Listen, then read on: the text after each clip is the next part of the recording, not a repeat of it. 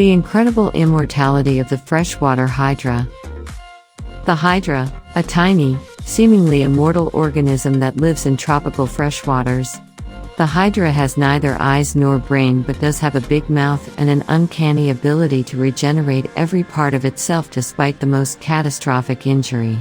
Hydra are constantly regenerating their own bodies too, replacing all of their cells every 20 days.